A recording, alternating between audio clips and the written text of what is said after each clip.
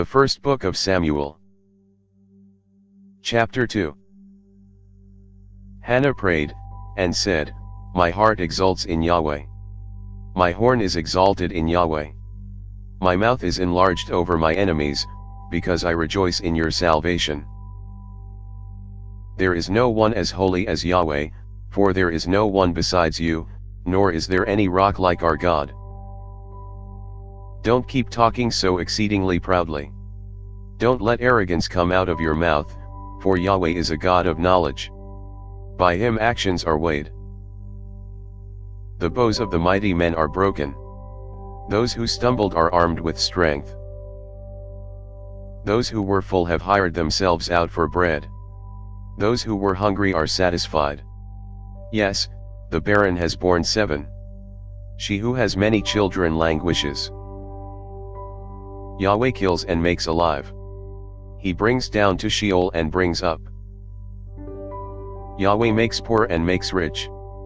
He brings low, he also lifts up. He raises up the poor out of the dust. He lifts up the needy from the dunghill to make them sit with princes and inherit the throne of glory. For the pillars of the earth are Yahweh's. He has set the world on them.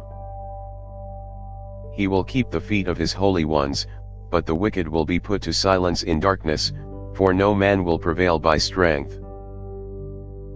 Those who strive with Yahweh shall be broken to pieces. He will thunder against them in the sky. Yahweh will judge the ends of the earth. He will give strength to his king, and exalt the horn of his anointed.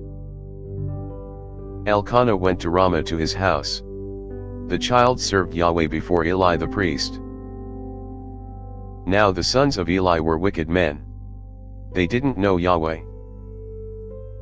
The custom of the priests with the people was that when anyone offered a sacrifice, the priest's servant came while the meat was boiling, with a fork of 3 teeth in his hand. And he stabbed it into the pan, or kettle, or cauldron, or pot. The priest took all that the fork brought up for himself. They did this to all the Israelites who came there to Shiloh. Yes, before they burned the fat, the priest's servant came, and said to the man who sacrificed, Give meat to roast for the priest, for he will not accept boiled meat from you, but raw. If the man said to him, Let the fat be burned first, and then take as much as your soul desires, then he would say, No, but you shall give it to me now, and if not, I will take it by force. The sin of the young men was very great before Yahweh, for the men despised Yahweh's offering.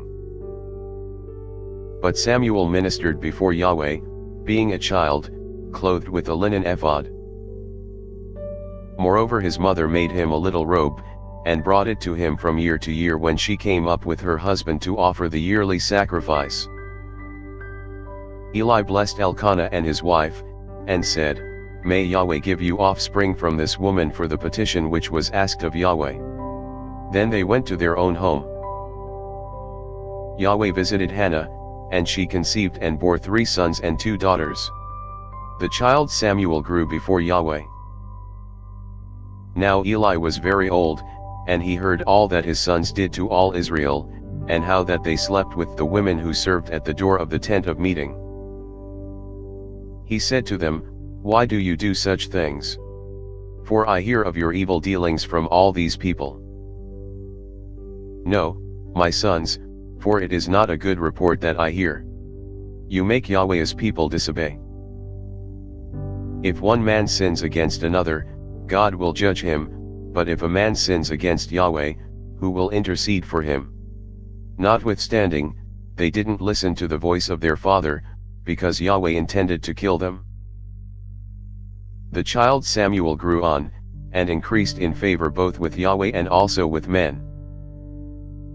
A man of God came to Eli and said to him, Yahweh says, Did I reveal myself to the house of your father when they were in Egypt in bondage to Pharaoh's house?